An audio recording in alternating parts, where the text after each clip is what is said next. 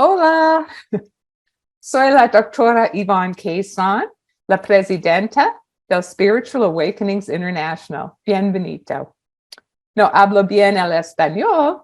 Los dejo con Ana Cecilia González, la presidenta del Comité Spiritual Awakenings International en español. Ana, por favor. Gracias, doctora Yvonne Kayson. Yo soy Ana Cecilia González. Bienvenidos sean todos.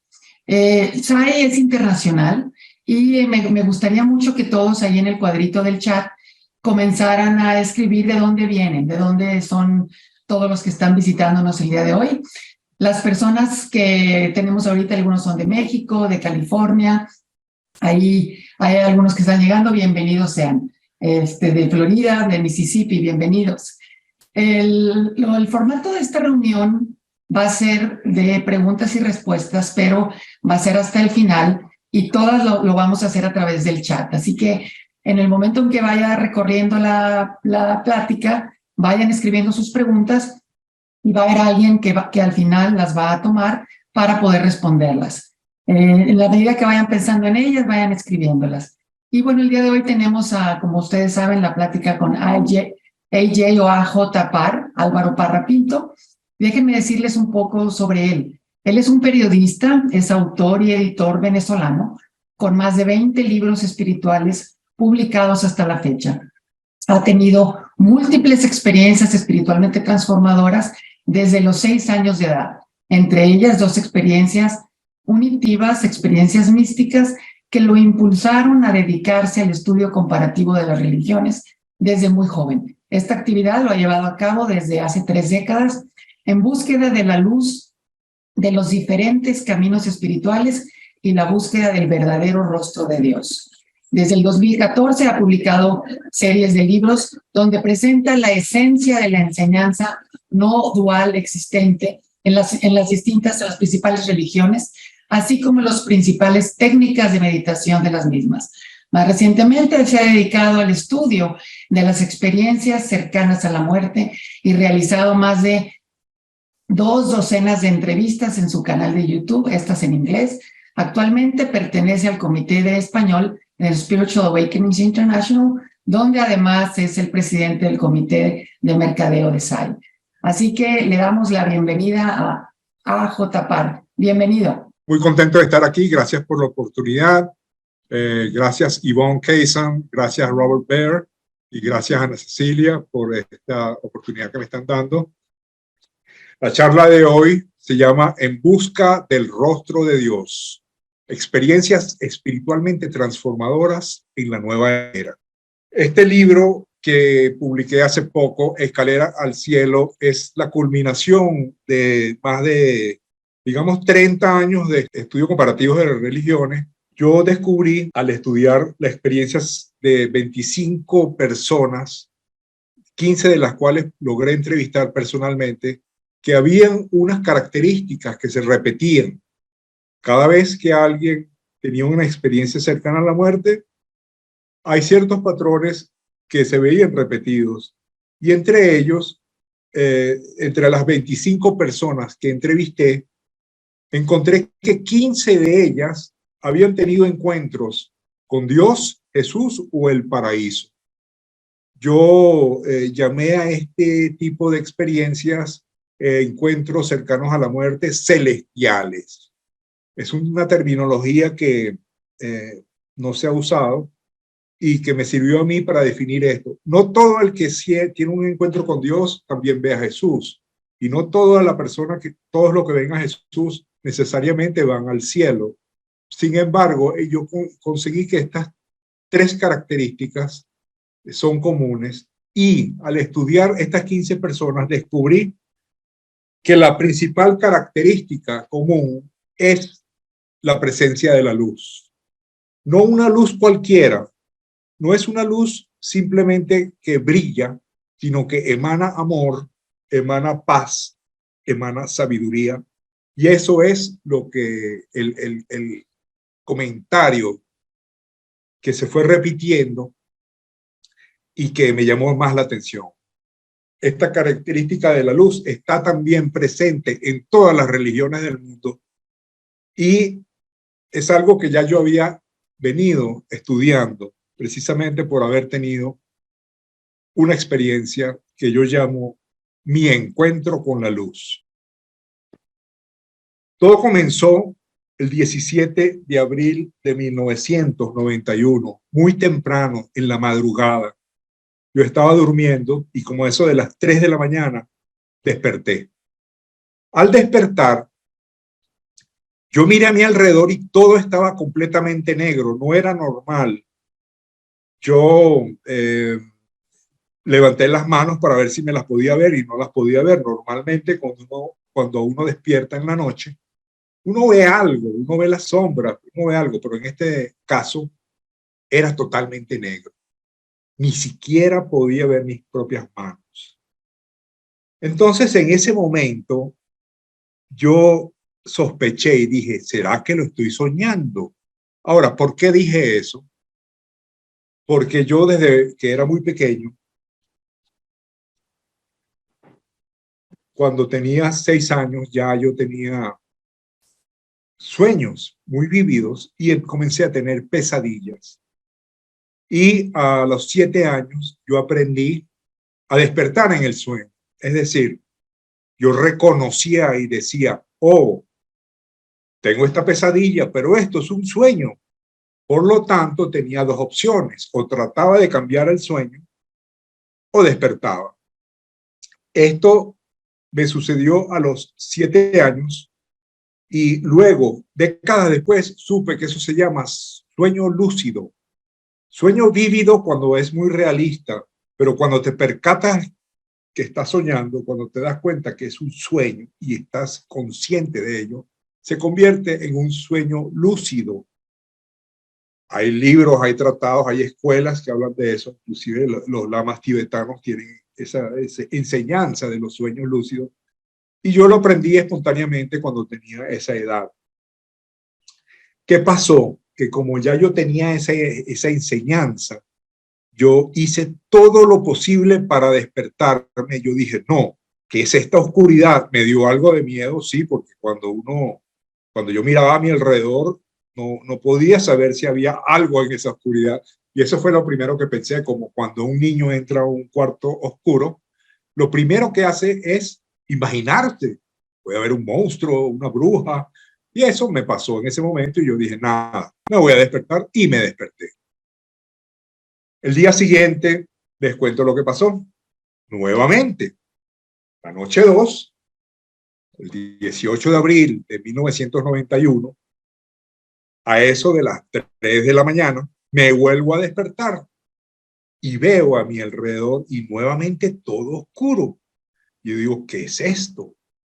Esta vez sí traté de entender, me di cuenta que estaba soñando y sentí una presencia de algo. Pudo haber sido mi imaginación, es correcto, pero yo sentí que había algo en esa oscuridad mirándome y me dio temor y desperté. Apliqué la misma técnica que sabía desde pequeño y desperté. ¿Qué es lo que pasa? Que esta técnica también yo la había utilizado en meditaciones.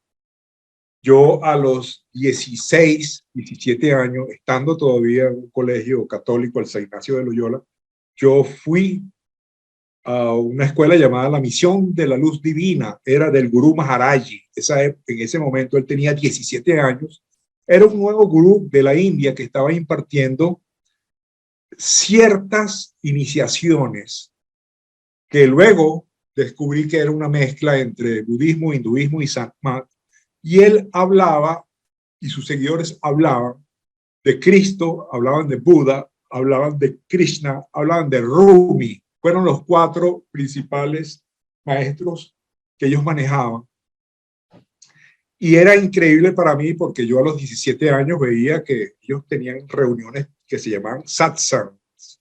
En el satsang venían las personas que habían recibido el conocimiento, es decir, las 4 técnicas, y uno hablaba de un cuento hindú, llegaba otro y hablaba del budismo, llegaba otro, hablaba del cristianismo, llegaba otro y contaba un cuento de Rumi. Entonces, esto a las 17, 18 años me abrió un poco la mente en cuanto a que yo vi que diferentes religiones más o menos decían lo mismo, o eso más o menos lo que yo interpreté. Poco después, como al año, a los 18, 19 años, en meditaciones yo solía también tener como sueños, es decir, yo podía estar meditando y de repente me iba a otro lado, aparecía en otro lado y si me daba cuenta que era un sueño, salía, pero muchas veces no me daba cuenta. Y tuve una experiencia unitiva, es decir, un día estaba meditando y sentí que yo era todo y que todo era yo. Yo miré a mi alrededor y podía respirar junto con el universo. Fue una experiencia, digamos, mística. No la entendí muy bien, pero yo sí entendí que la experiencia que la gente llama la experiencia religiosa es esencialmente una experiencia que se siente y que no puede describirse. Yo sentí que sabía todas las respuestas porque no tenía preguntas, porque ya la comprensión viene dada por otro medio. Por ejemplo, si alguien nunca ha nadado y se lee muchos libros sobre natación, puede ser que él tenga una idea, pero si te agarran y te lanzan al agua y aprendes a nadar, eso no es el hecho de estar al agua, sentir el agua o beber el agua, eso no se puede expresar en palabras. Alguien que no lo haya vivido, tú no se lo puedes describir. Igualmente, las experiencias místicas son cosas, eventos que uno no puede describir. El hecho es que cuando yo estaba esa segunda noche en total oscuridad, yo dije, wow, no sé lo que está pasando. Y recordé muchas cosas que había aprendido, porque yo después que tuve esa experiencia unitiva, hasta los 33 años, tuve una intensa búsqueda espiritual. Estuve comenzando en orden, tuve con el método Silva, que es para aprender a meditar y descubrir lo que es la onda alfa, lograr relajarse y entrar a ese nivel de onda alfa, que aumenta mucho la creatividad. Estuve también con Maharishi Mahesh Yogi aprendiendo meditación trascendental. Estuve con un amigo que vivió en el Tíbet con los lamas durante 2 años y aprendí Dzogchen. Aprendí sobre budismo y Dzogchen con él. Estuve también yendo como 2 o 3 años a las reuniones de Sai Baba, quien hablaba de Sanatana Dharma, que es la antigua religión de la India, más o menos basada en los Vedas, pero que es mucho más antigua. El Sanatana Dharma es conocido como el camino. Y es muy interesante porque él también, Sai Baba, hablaba de la unidad de todas las religiones. Estuve también con Satmat, que recibí otra iniciación, ese se llama el Camino de los Santos. Y estuve en la Gnosis, que es una especie de, yo lo vi así, como una especie de masonería o rosacrucismo, un poco diferente, pero sí es una escuela iniciática. Y quizás la más fuerte, fuerte en cuanto a que yo esperaba mucho más de lo que era, pero que sí era, es la masonería, porque la masonería es una de las escuelas herméticas que existen donde se enseña en teoría esoterismo y lo que llaman las ciencias ocultas o también conocido como el ocultismo. Después de yo hacer todo esto, yo cuando cumplí 33 años, yo decía, nada, ya tengo la edad de Cristo, yo creo que este año voy a tener una experiencia mística importante o voy a contactar con Dios o algo, pero realmente no pasó nada. Y cuando cumplí 34 años, yo le dije a Dios, adiós. Es decir, le dije, gracias, ya no voy a seguir buscando, ya llegué a la edad de Cristo, no pasó nada, yo no sigo buscando más, me dedico a ser un ser humano normal. Un poco triste, sí, pero fue mi manera de, digamos, de celebrar mi cumpleaños 34. Y me desperté. La segunda noche me desperté, pero la tercera noche Eso ya era increíble. Volví a despertarme a las 3 de la mañana y estaba todo oscuro. No podía verme las manos, no podía ver nada. Y como ya me había pasado 2 veces más, yo decidí quedarme un poco, ¿no? Y sentí en mi pecho la sensación que uno siente cuando uno tiene miedo, ¿ok? Y dije, si tengo miedo, es porque algo debe haber que me esté haciendo esto. Pero realmente esa sensación se parece mucho al miedo, pero luego descubrí que no era. Y yo dije, de todas maneras, mira, me voy, me voy. Yo no soporto esto, no sé dónde estoy, no sé quiénes están. Y en ese momento escuché una voz. Me dijo, no temas, todo es uno. En ese momento, como me dijo, todo es uno, ya yo había tenido mi experiencia unitiva. Ya yo había experimentado eso de que todo es uno. Yo dije, bueno, está bien, es verdad, todo es uno. Y comprendí que debía relajarme. Y sentí a medida que me relajaba que aquello en mi pecho empezaba a crecer y era como un vacío. El vacío que uno siente cuando uno tiene miedo, pero también es parecido al vacío que uno siente cuando uno está cayendo. Pero resultó ser que mi pecho estaba creciendo y se estaba expandiendo y estaba vacío. Ese vacío empezó a crecer y a crecer y a crecer y yo simplemente me entregué a la sensación y sin que yo pudiera controlarlo, sin que yo lo hubiera decidido, aparecí en otro lugar. Aparecí en un lugar que era todo luz. Yo podía ver hacia adelante, podía ver hacia atrás, podía ver hacia la derecha, podía ver hacia la izquierda, todo al mismo tiempo. Podía ver hacia todas las direcciones y en el momento que estaba allí, realmente no tenía opción de pensar, no había pensamiento. Yo estaba inmerso en esta enorme luz que era infinita, yo podía ver que se extendía hacia todas direcciones infinitamente.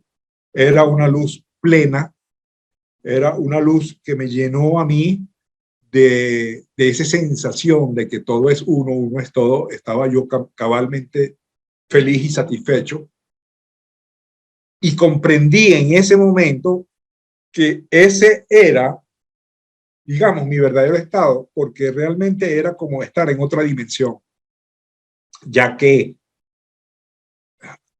jamás me hubiera imaginado que uno puede ver hacia todas las direcciones a la vez. Una vez que esa experiencia transcurrió, no sé cuánto tiempo transcurrió, pero para mí fue muchísimo tiempo, aparecí de nuevo en la cama y dije, wow, ¿qué pasó? ¿Qué es esto? Me paré de la cama y yo sentía que yo era la persona que estaba levantándose de la cama, pero yo también era todo.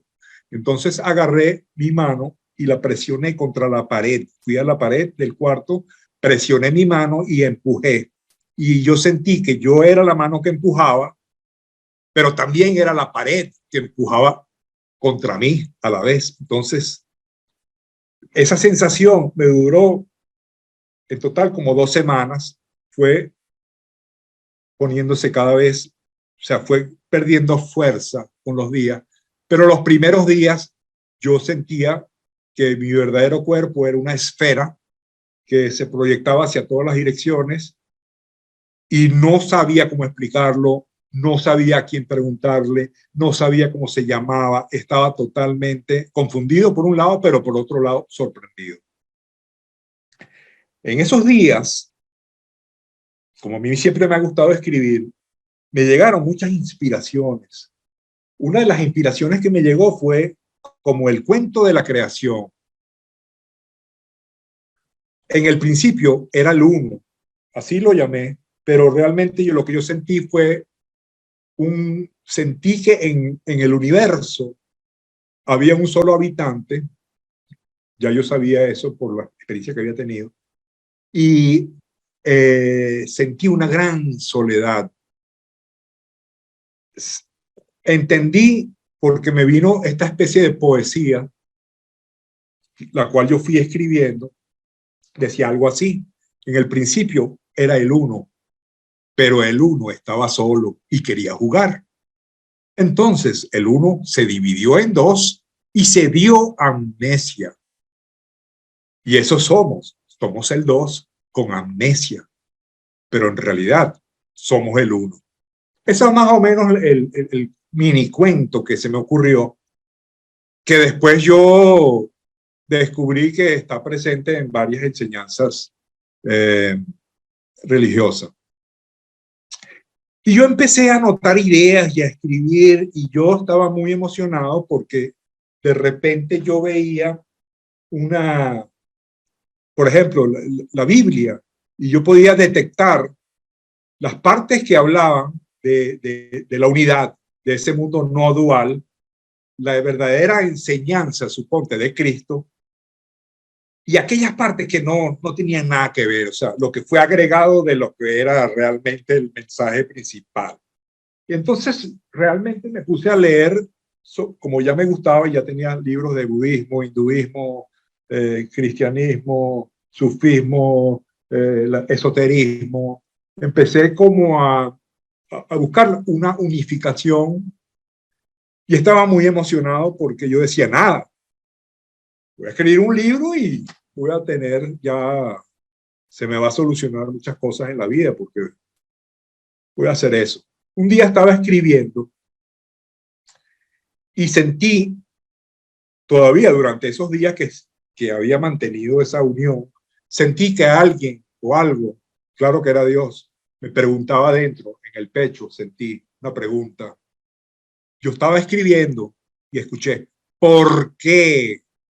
Yo sabía muy bien por qué quieres escribir, por qué quieres el conocimiento sagrado. ¿Qué quieres hacer con ese conocimiento? Eso fue lo que yo sentí cuando me dijo, ¿por qué? Cuando él dijo por, antes de llegar al qué, dentro de mí surgió una respuesta. Él dijo, ¿por qué? Y yo dije, para escribir un libro. Me salió paralelamente a su pregunta y me sentí tan avergonzado, pero me sentí tan avergonzado porque Dios me estaba preguntando, ¿por qué quieres recibir el conocimiento sagrado? Y yo dije, bueno, para escribir un libro. Y me dije a mí mismo, no. Yo voy a aprender, yo voy a recibir el conocimiento, pero yo me voy a prohibir a mí mismo hablar de esto. Yo me voy a prohibir a mí mismo escribir ese libro para publicarlo.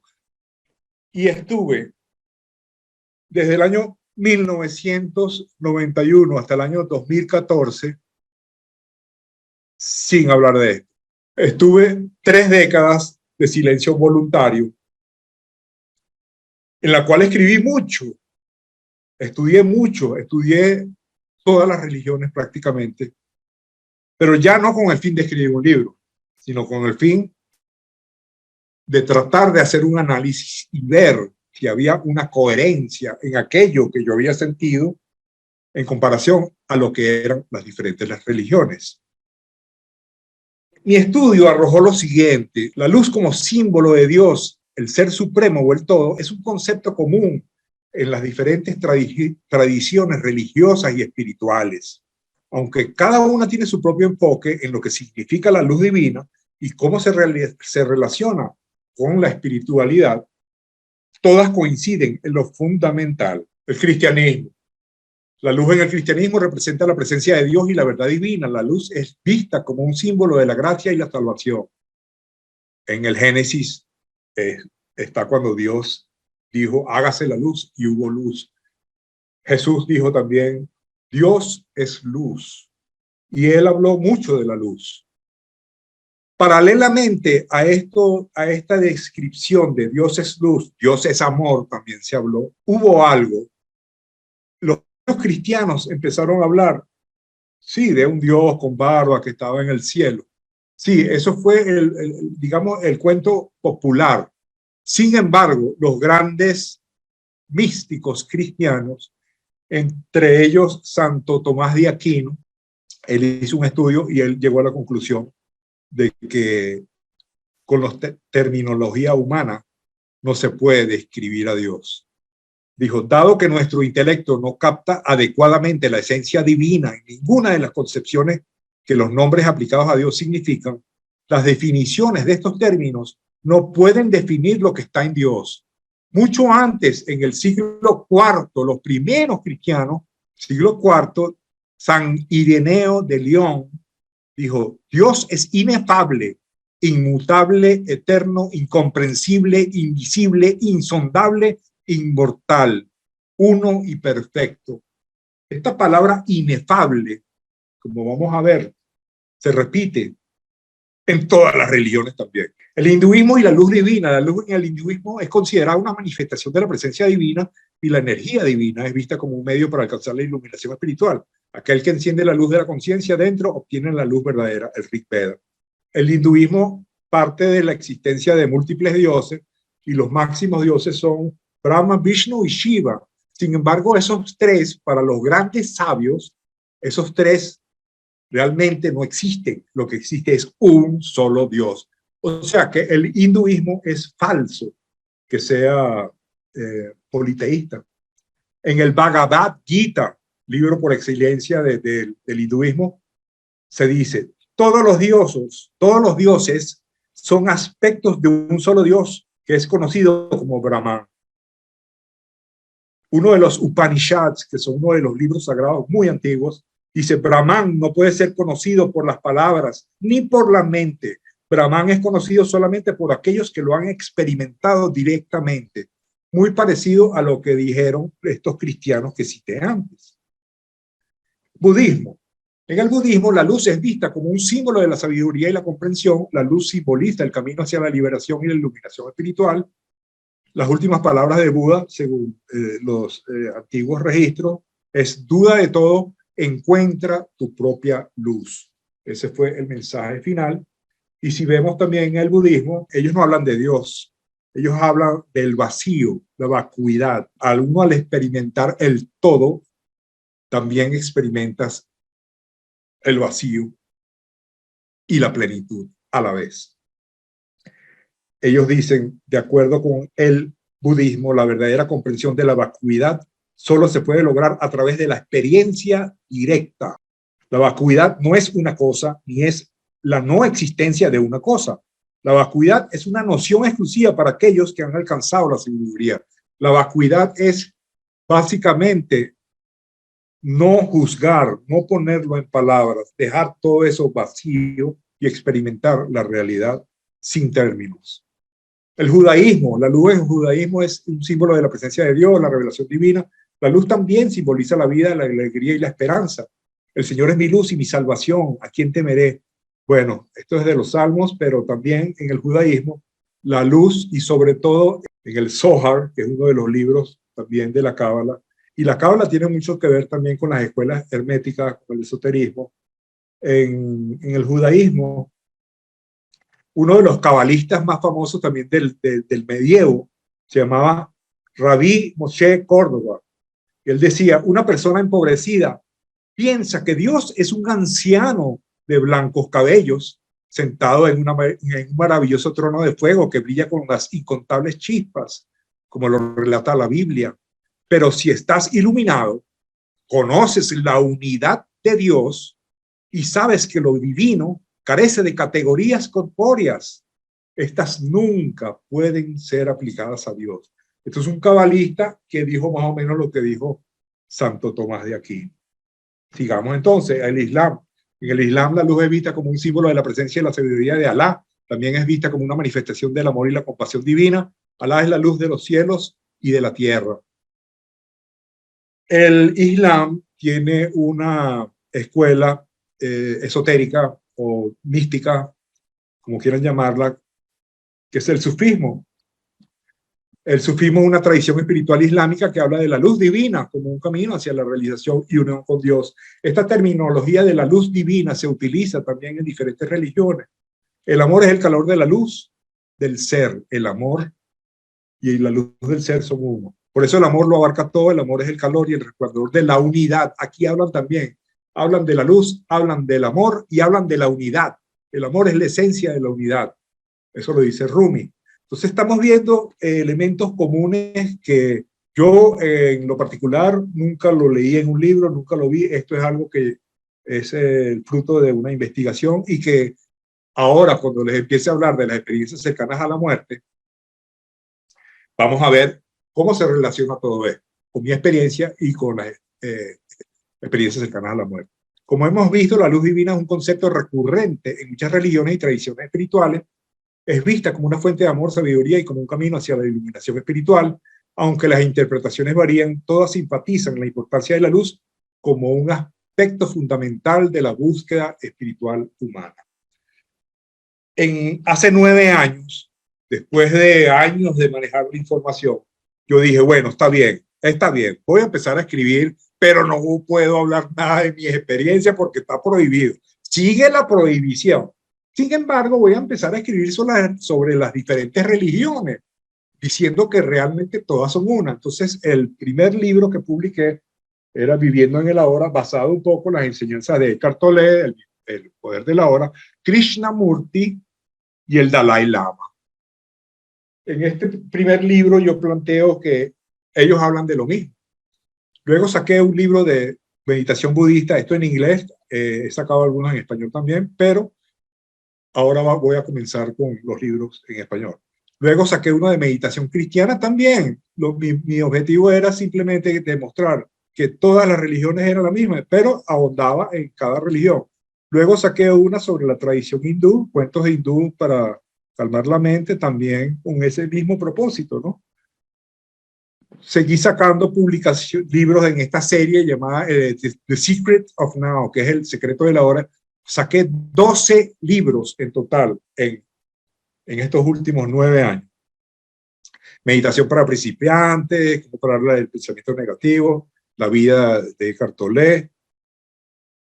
Y luego comencé con una nueva serie que nada más tiene estos 3, pero la primera fue un análisis del maestro Eckhart, un monje místico también de la Edad Media, siglo XIII, y él hablaba mucho de lo mismo que habla Krishnamurti, Eckhart Tolle, todos ellos.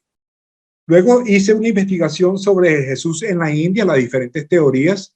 No hay una conclusión final en cuanto a que si estuvo o no estuvo, yo simplemente cito los principales textos que hablan de aquello. Y también cómo la filosofía de Jesús se parece mucho al hinduismo y al budismo. Luego saqué este tercero que se llama The Secret Teachings of Jesus, las enseñanzas secretas de Jesús, donde hago ese paralelismo ya directamente con, digo que lo que enseñó Jesús fue básicamente lo mismo del budismo, hinduismo, sufismo, todos enseñan lo mismo. Solo que la gente cuando tiene experiencias, al tratar de ponerlo en palabras, si eres chino, lo vas a interpretar como los chinos. Si eres un esquimal, lo vas a interpretar como los esquimales. Si tú vas a ver al dios esquimal, lo vas a explicar en las terminologías de tu propia religión. Pero la experiencia mística es una. ¿Qué pasó? Yo hace como 4 años, conocí a una persona muy especial, se llama Tessa Romero, con quien tengo una larga amistad, y fue la primera persona en mi vida que yo conocí que había tenido una experiencia cercana a la muerte. Yo antes no había conseguido a nadie con quien hablar estos temas. Y cuando Tessa me dijo lo que me dijo, yo me sorprendí y ahora vamos a ver por qué. Voy a leerles esta parte de lo que me dijo Tessa. Mi instinto me hizo acercarme a la luz y fui abrazada por la fuerza universal del amor. Fue entonces cuando noté una fuerte presencia detrás de mí y de repente me di cuenta de que tenía una visión de 360 grados. Sí, literalmente podía percibir todo lo que me rodeaba. Yo dije, wow, Tessa, ¿qué es eso? Y ella me contó y me dijo que sí. Y me habló de la luz y yo le dije, yo en ese momento no le conté mi experiencia a Tessa porque era algo que no, simplemente yo no lo compartía, pero yo tenía mucha curiosidad y con Tessa trabajamos, le traduje su primer libro a inglés, sacó otro libro, lo ayudé a publicar. Bueno, el hecho es que le traduje también el segundo libro y gracias a eso yo fui tomando cada vez un mayor interés en las experiencias cercanas a la muerte. Y hace como, digamos, un año, conocí a otra persona. Lo busqué en internet, lo vi en internet, vi una grabación de él y lo contacté. Se llama T.S. Dismas y él dice lo siguiente: la luz era tan brillante que el sol parecía una vela apagada. Sin embargo, su inmenso brillo no lastimaba mis ojos. Por el contrario, se sentía bien e incluso maravilloso poder mirarla fijamente. Sabía que aquella luz era, o al menos que provenía directamente de él, porque tenía su misma fuerza e irradiaba puro amor. Él también me dijo: mira, yo tenía visión de 360 grados. Utilizó esa misma palabra. Y yo dije: wow, pero ¿qué es esto? Interesantísimo, ¿no? Porque en todos estos años yo he conocido gente que budista, he conocido gente hinduista, he conocido cristianos, pero nadie me ha hablado de que ha estado con la luz, ni que ha tenido, o sea, está muy bien, sí, yo medito 4 horas al día, pero realmente nadie había tenido este tipo de experiencia. Entonces yo dije: un momento, me voy a dedicar a estudiar esto, me voy a dedicar a investigar. ¿Por qué? Porque lo que yo no conseguí estudiando las religiones, es decir, compartir con gente que hubiera tenido este tipo de experiencia, de repente lo estaba consiguiendo con gente que había tenido experiencias cercanas a la muerte. Ana Cecilia, quien es la presidenta del Comité de Español de Spiritual Awakenings International, fue una de las personas que conocí cuando ella tradujo la entrevista que yo le hice a la doctora Yvonne Kaysen. Yo no sabía que yo iba a terminar siendo amigo de ella, pero yo simplemente la busqué para obtener su declaración. Entrevisté a la doctora Kaysen. Ella también tuvo 5 experiencias cercanas a la muerte, 5 en total, y de las cuales yo menciono una en el libro, donde ella también tuvo un encuentro con la luz. Y a Ana Cecilia, voy a leerles lo que me dijo: solo quería estar más cerca de la luz. Aquello era amor, amor puro, amor incondicional. Entonces sentí que estaba en el cielo, me sentí abrazada por la luz y no podía ver nada más que la luz. Sabía que estaba en el lugar perfecto. Sentía todo ese amor. Era tan tranquilo, tan pacífico. Me sentí completa. No hacía falta nada más. Realmente yo quedé impactado y empecé ya a pensar en escribir un libro.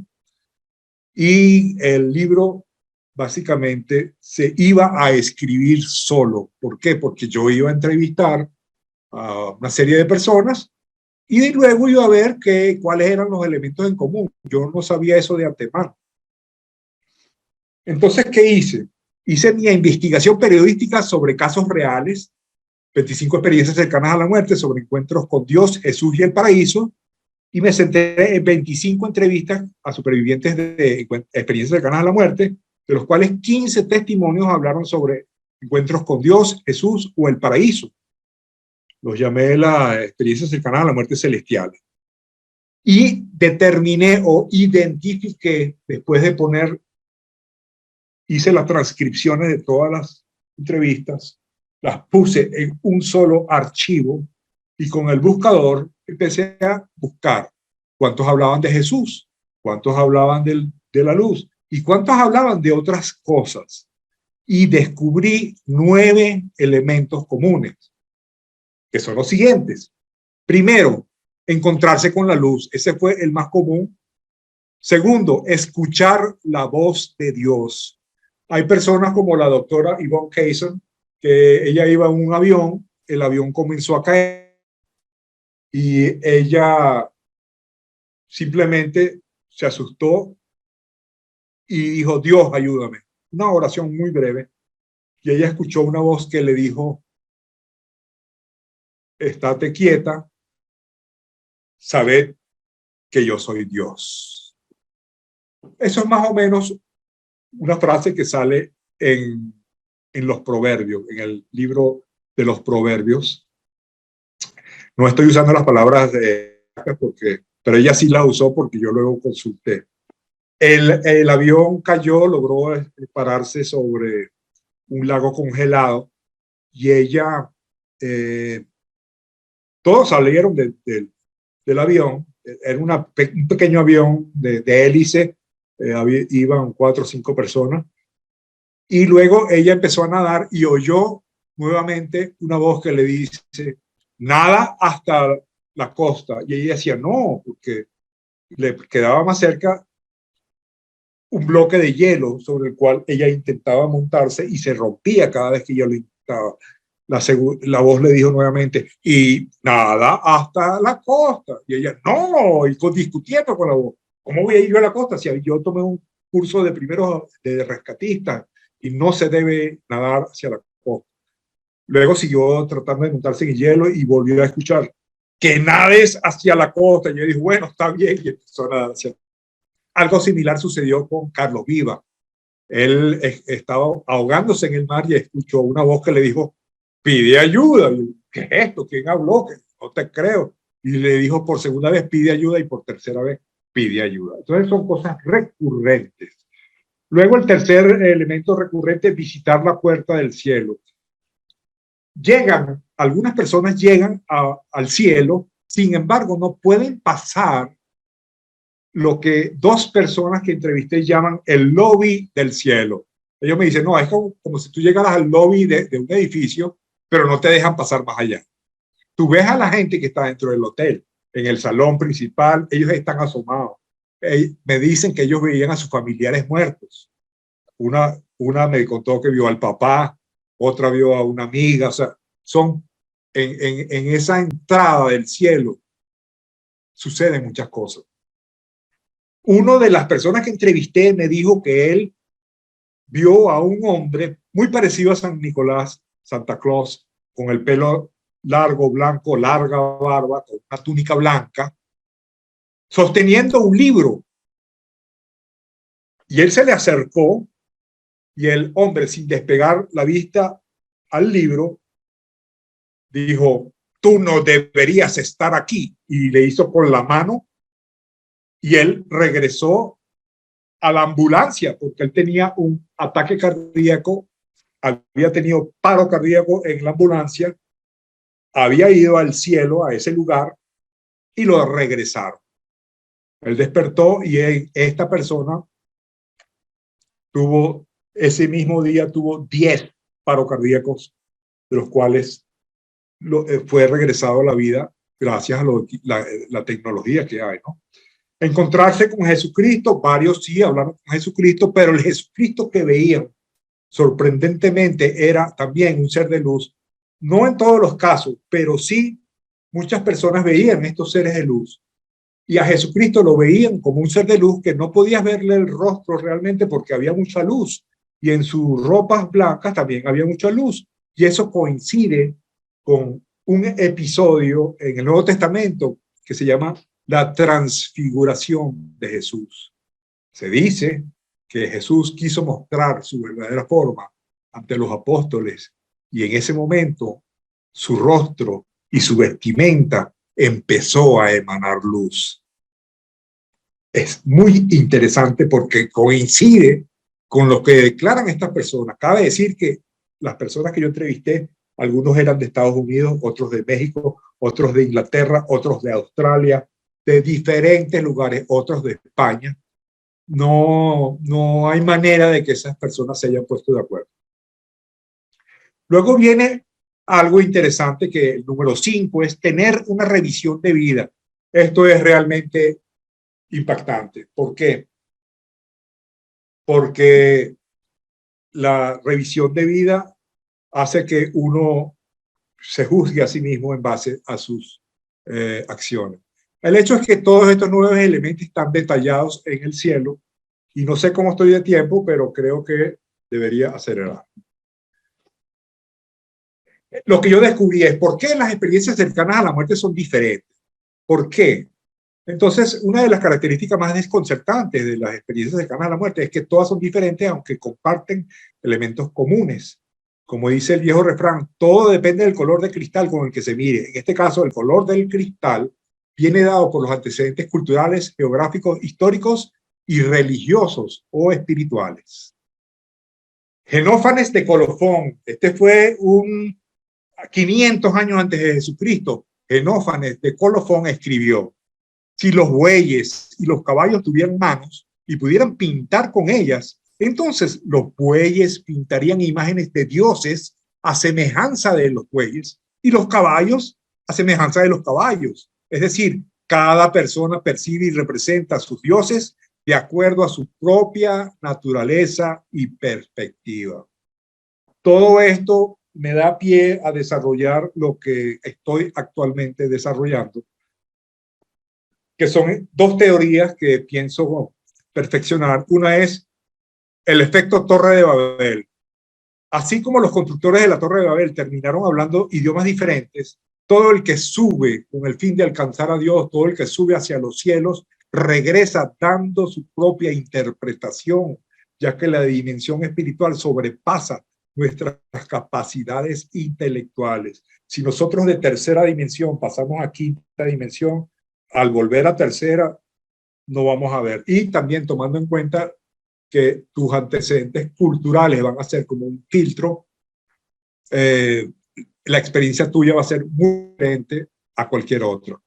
Todo esto me lleva a crear o a nombrar esta teoría que paraguas, que engloba todas, es la teoría de la relatividad de la percepción divina.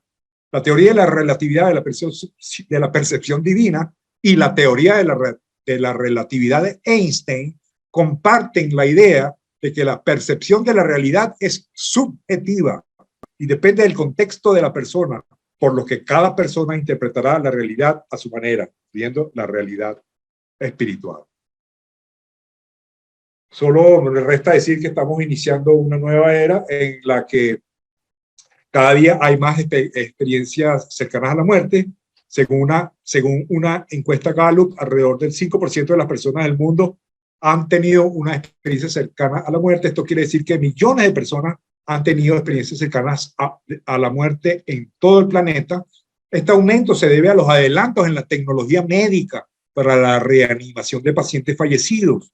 Cada vez hay más y mejores equipos y se espera que esto siga generando una mayor incidencia de experiencias cercanas a la muerte, más que nunca antes. Estamos ante el inicio de una nueva era. También cada día parecen haber más experiencias espiritualmente transformadoras. Este es un término que acuñó la doctora Yvonne Keyson en la década de los 90 para explicar que además de las experiencias cercanas a la muerte, hay también experiencias místicas, experiencias psíquicas, despertar del Kundalini y una serie de manifestaciones que al agruparlas caben dentro de esta categoría que ella creó como médico, como científico. Él creó esta terminología de experiencias espiritualmente transformadoras, la cual fue aceptada por la ciencia médica y la cual también fue aceptada por muchos organismos que se dedican al estudio de estos fenómenos. Recordando mi experiencia, esta experiencia realmente me transformó. Yo soy una persona normal, yo no soy un maestro espiritual, yo no soy una persona iluminada, yo no soy una persona que se jacta de decir que ha logrado el despertar espiritual. No, yo soy un periodista, un investigador. Soy tan humano como todos, soy mundano. Nunca, aun cuando me atrajo siempre la religión, nunca quise ser ni sacerdote, ni monje budista, ni nada. No quise meterme de lleno en ninguna religión, sino más bien observarlas todas desde afuera. Y sí, soy mundano, fiestero, tomar, todo eso sí lo he hecho y bastante, pero últimamente estoy diciendo que estoy como que agarrando más hacia el camino, pero bueno, si me invitan por una fiesta no me pongo bravo. El hecho es que estamos ante el inicio de una nueva era y quiero darle las gracias a Spiritual Awakenings International por motivarme a contar mi historia y por ofrecer estas presentaciones como esta, así como los círculos para compartir experiencias gratis y abiertas a todos los interesados. Algo que tiene Spiritual Awakenings International es que nos da la oportunidad a las personas que han tenido experiencias a reunirse y tener una especie de terapia de grupo, que no es terapia, pero cada quien cuenta su historia. Yo vi al fantasma de mi madre, cuando tenía 20 años, y el otro dice, no, yo me salí del cuerpo y hice viajes astrales desde que tenía 15 años, y el otro dice, no, yo me morí 3 veces y las 3 veces fui a lugares diferentes.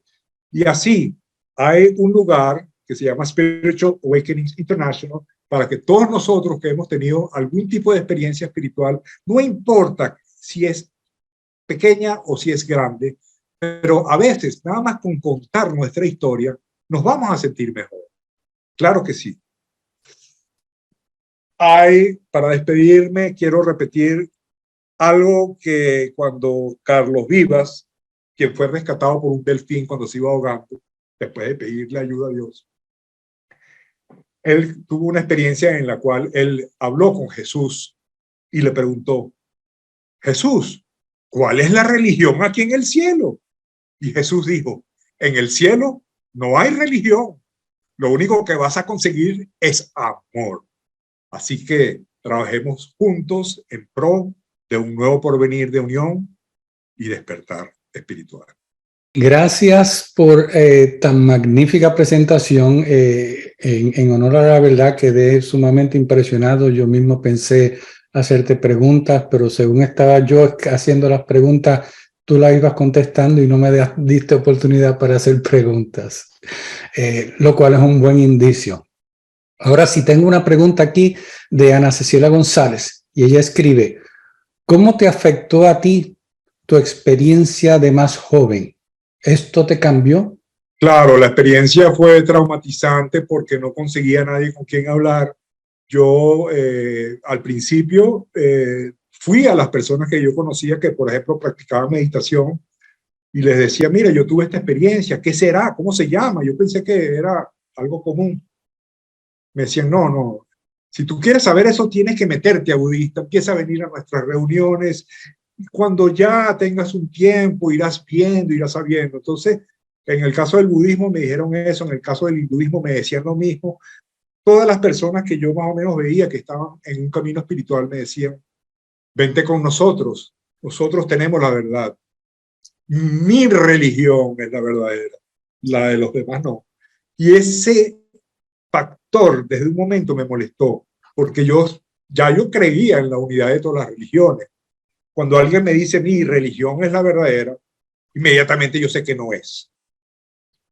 Me afectó porque no tenía nadie con quien hablarlo, me afectó porque la gente de mi edad no había pasado por lo mismo, me afectó tanto que lo olvidé. Y esa prohibición de no escribir también me afectó bastante porque yo pensé que estaba prohibido. Inclusive hoy, antes de hoy, he tenido 2 entrevistas que me hicieron en español y una en inglés, pero esta es la primera vez que cuento mi historia con tanto detalle públicamente. O sea que algo que me sucedió cuando apenas cumplí 34 años, me afectó hasta este momento, que por fin estoy como que reivindicándome o integrando mi experiencia, gracias también al trabajo con las experiencias cercanas a la muerte, porque ahora yo entiendo que lo que yo sentí no es que haya sido una experiencia cercana a la muerte, quizás sí, quizás no, pero eso no es lo importante es que realmente sí hay algo con esa luz, somos luz. La luz está presente en todas las religiones.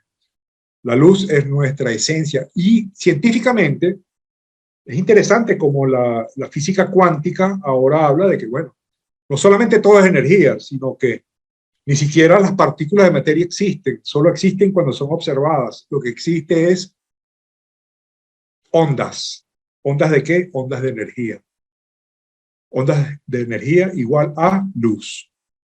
La luz es visible en el ser humano nada más desde el infrarrojo hasta el ultravioleta, un poquito antes del infrarrojo y un poquito antes del ultravioleta. Eso es el rango que nosotros vemos, pero realmente todo es luz.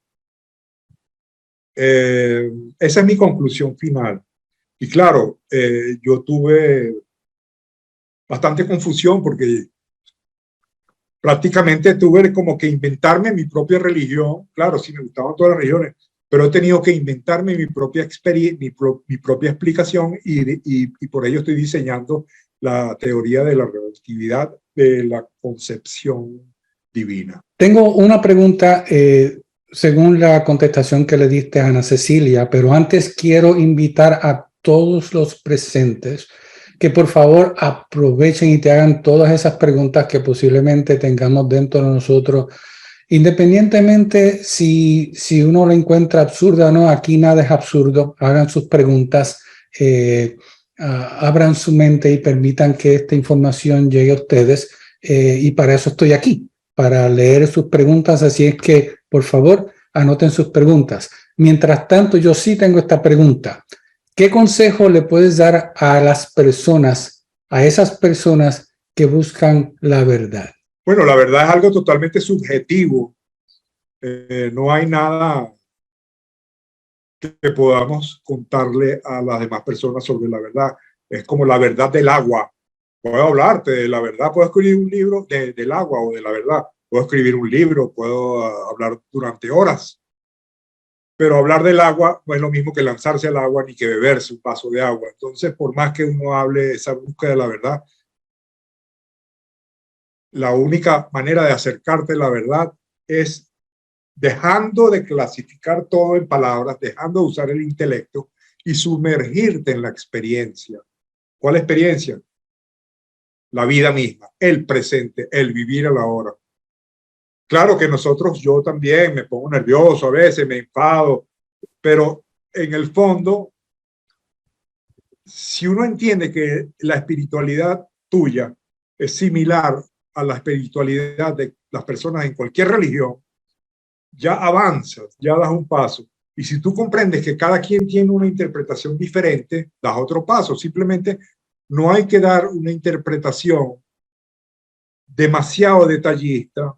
El agua me pareció refrescante. No, no, no. Concéntrate en la sensación del agua. Recuerda el agua. Yo había ofrecido en el video promocional explicarle o enseñarles una pequeña meditación para parar la mente, que la derivo también de mi experiencia con la luz. Y nació un poco cuando yo estuve yendo a un grupo el curso de milagros, se los recomiendo ampliamente. Entonces, un libro que es bastante poderoso, porque también dice este libro que todo es luz. Y la persona que estaba dando el curso es el profesor Juan Chávez, quien es psicólogo y muy metido en todos estos temas. Él me enseñó una técnica. Él fue la primera persona que me habló de Eckhart Tolle, el poder de la hora, y me dio una técnica que yo después desarrollé. Lo voy a contar brevemente. El ser humano no tiene la capacidad de concentrarse en más de 3 o más sensaciones a la vez. Entonces, si tú frotas tus dedos de una mano, frotas los dedos de otra mano. Si tienes los pies en el suelo, sientes los 2 pies. Mientras estés sintiendo las 2 manos y los 2 pies, trata de escuchar el sonido que te rodea. No vas a poder pensar. Si sientes los 2 pies, las 2 manos y el sonido, no estás pensando. Si dejas de sentir o una mano o la otra o los pies, es porque estás pensando. ¿Ok? Entonces, esa técnica que me gustó muchísimo y la apliqué durante muchos años, yo la perfeccioné con el recuerdo de mi experiencia. ¿Cuál es el recuerdo de mi experiencia? La sensación en el pecho, esa sensación en el pecho de cuando uno siente amor. Pienso en el amor de mi madre, lo siento en el pecho.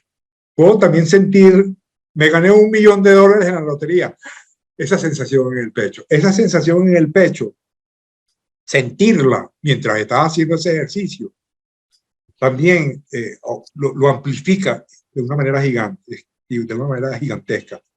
Ramana Maharshi es un un maestro hindú, que él tenía una técnica de meditación muy sencilla, basada simplemente para despertar esa sensación en el pecho. Él se hacía la pregunta, ¿quién soy yo?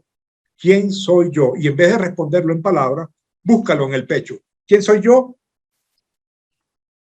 Aquí está la respuesta. ¿Quién soy yo? Entonces, mientras frotas, sientes los pies, sientes en el pecho y ahí ya para. Claro, yo nunca he podido hacer esto, digamos, más de unos 10, 15 minutos. Hay gente que se la pasa 2, 4 horas meditando. Yo no soy ese tipo de persona. Como les dije, yo soy más mundano. Pero ese contacto, esos pequeños contactos, 1 o 2 veces al día, siempre me suceden espontáneamente. Yo de repente, a veces lo hago a propósito cuando estoy, se me perdió la billetera. Ay, ¿dónde estará la billetera? Y estoy muy preocupado porque no aparece. Lo hago.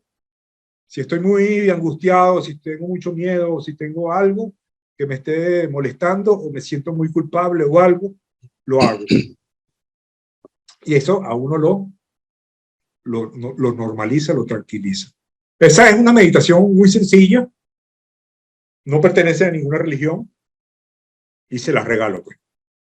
Si alguien más tiene una pregunta, con mucho gusto lo contesto. Gracias por esa gran respuesta abarcadora por demás. Tengo otra pregunta. ¿Cuál es tu consejo para los que estamos despertando a este conocimiento y el mundo rompe con todos estos paradigmas? Bueno, como en todo en la vida, si quieres aprender algo, si quieres aprender a, no sé, trabajar el cuero, pintar, escribir, cualquier cosa que tú quieras aprender en la vida, reúnete con gente que ya lo sepa hacer, reúnete con otros que lo estén haciendo.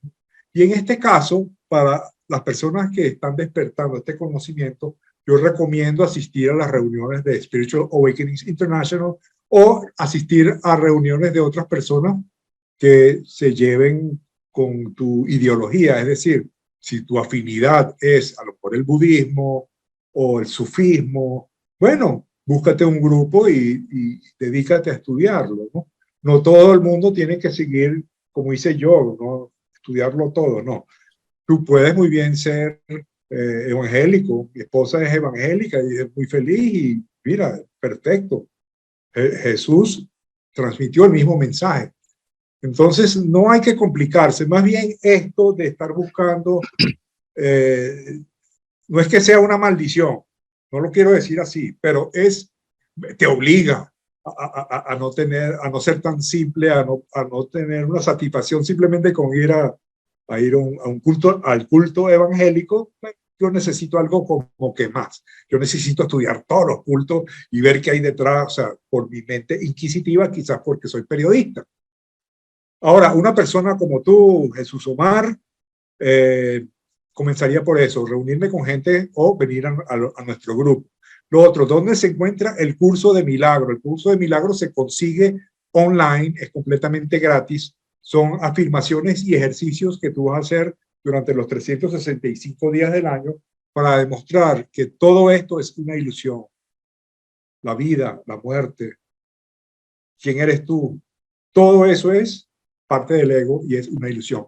Es necesario porque si no, no podríamos estar conversando, no podríamos vivir en este universo. Pero en el fondo, soy Álvaro, soy AJ, ese nombre me lo pusieron, pero realmente no tenemos nombre. Los nombres son cosas que hemos creado los seres humanos. Las cosas simplemente son. Te recomiendo entonces que practiques, puedes estudiarlo por internet y cualquier cosa puedes contactarme a mí, escribirme, buscarme. Yo con mucho gusto conversamos lo que tengamos que conversar también. Yo no sé hasta qué punto has tenido experiencias o no y darte a ti una receta sin conocer tu caso específico un poco difícil. Ok, gracias por tu contestación. Aquí me acaba de surgir una pregunta y lee así, sobre esa nueva era que estamos atravesando, se puede decir que la humanidad está despertando al hecho de que, como el resto del universo, nosotros también estamos en un proceso de evolución hacia la luz. Sí, bueno, este proceso fue pronosticado, predicho por varias personas, digamos, desde 1700 y pico. Emanuel Swedenborg fue uno de los grandes místicos que habló sobre una era que iba a venir.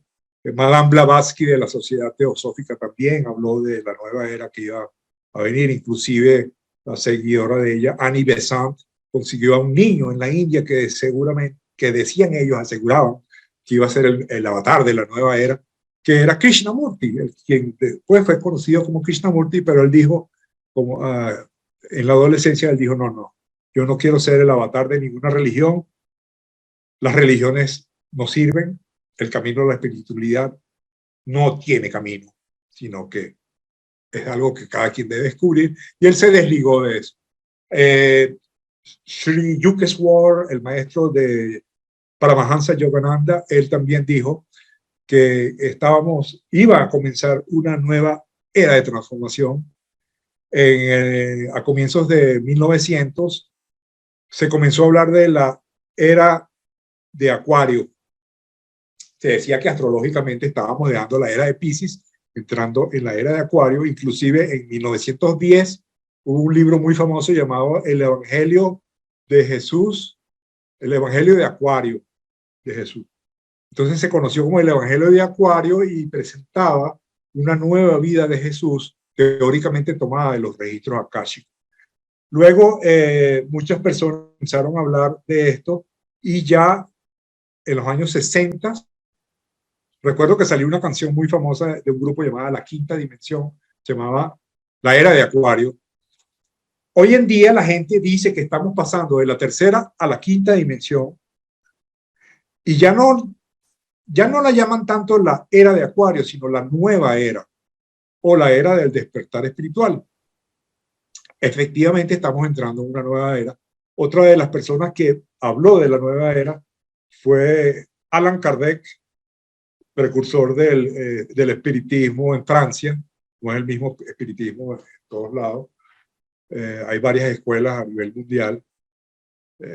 Pero la escuela francesa, que fue la que después adoptó Brasil, en esa escuela se toman los libros de Allan Kardec y en el último libro que él escribió, él habla de esta nueva era que iba a venir y que ya está viniendo, que es una era caracterizada por eso, no solamente porque hay más despertar, sino que se están dando todas las condiciones, es decir, Internet está permitiendo que aprendamos lo que yo no podía aprender cuando era niño, porque había que comprar un libro o ir a la biblioteca. Aquí no. Y tú puedes saber todo lo que quieras con una computadora. Los equipos médicos para resucitar a pacientes también ha habido un adelanto muy grande desde los años 80 hacia acá. Ha habido también una proliferación de gente que habla de la unión de todas las religiones. Entonces, tú lo puedes conseguir en YouTube. Mucha gente está predicando lo mismo. Y creo que al final se van a dar cuenta que la religión, eso es decir, mi religión es la verdadera, la tuya no, ha ocasionado muchas guerras, todavía sigue ocasionando guerras en el mundo. Eso tarde o temprano va a desaparecer, vamos a comprender que todo es uno y que uno es todo. Sobre la nueva era, entonces yo lo que puedo decir es que la doctora Yvonne Keyson, cuando concibió la idea junto con Robert Baer, que los dos están presentes aquí, ellos hablaron de eso, de Spiritual Awakenings International, traducido es los despertares espirituales internacionales. El despertar espiritual es lo que motiva a esta organización y es lo que caracteriza, según nosotros o las personas que se han acercado y según ustedes que están viendo, ustedes pueden juzgar si les parece que sí o les parece que no, pero a mí me parece que sí estamos atravesando el inicio de una era de despertar. Eso no quiere decir que todos los seres humanos van a despertar, no. Siempre va a haber gente buena y gente mala. El dualismo funciona así. Tú no puedes tener dualismo sin bien y mal. No puedes tener dualismo sin buenos y malos. Lo que hay que saber es que el bien y el mal, los buenos y los malos, todos trabajan para lo mismo, para el bien. ¿Y cuál es el papel de los malos? Ayudar a que los que son buenos despierten y sean más buenos. Y ya los malos evolucionarán algún día y llegarán a ser buenos. Quizás, si tomamos en cuenta las ideas de la reencarnación, les tomará muchas vidas. Pero, sin caer en esos detalles, creo que sí ha habido, no sé si ustedes lo notan, pero sí ha habido una proliferación de enseñanzas y de caminos y de gente compartiendo, sobre todo a través de Internet y en la vida real. Eso es más o menos lo que quiero contestarle a Víctor. Gracias. Solamente tenemos 4 minutos finales. ¿Cuáles serían tus últimas palabras de cierre? Bueno, mis últimas palabras de cierre. Bueno, si les gustó mi libro, cómprenlo. Y voy a preparar más libros. Tengo en preparación un libro de experiencias cercanas a la muerte de niños, porque he visto que los niños no tienen esa programación que tenemos los adultos. Sin embargo, ellos también pasan por un túnel, ven la luz, ven a Jesús y tienen una serie de cuestiones. Algo que me llamó mucho la atención fueron algunos casos. Pues dice, no, la gente puede decir, no, la experiencia cercana a la muerte puede ser algo biológico, puede ser algo bioquímico. Hay varios casos que no tienen explicación. Por ejemplo, salieron a cenar un padre y un hijo. Mientras iban en el carro, tuvieron un choque. El padre y el hijo perdieron el conocimiento, se los llevan al hospital. El padre muere, pero el hijo sigue sin conocimiento y él tiene una experiencia cercana a la muerte. Él sueña, o se ve, pues, va al cielo. Él se ve, encuentra a sí mismo en el cielo. Cuando ve a alguien, ve que es Jesús y Jesús le dice, mira, te vas a tener que regresar. Y él le dice, no, pero es que aquí se está muy bien, me gusta esta sensación de estar aquí, qué maravilla este lugar.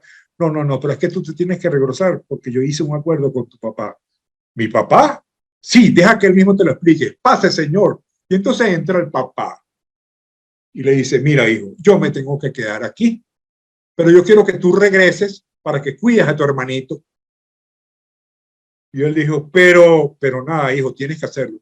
Está bien. Apenas dijo, está bien, apareció otra vez, estaba en el hospital. Y cuando vinieron a decirle que el papá había muerto, él dijo, ya él me lo dijo. Entonces, ¿cómo se explica eso? Otro caso me lo contó el doctor Melvin Morse, que fue el primer médico en estudiar experiencias de canal a la muerte con un niño.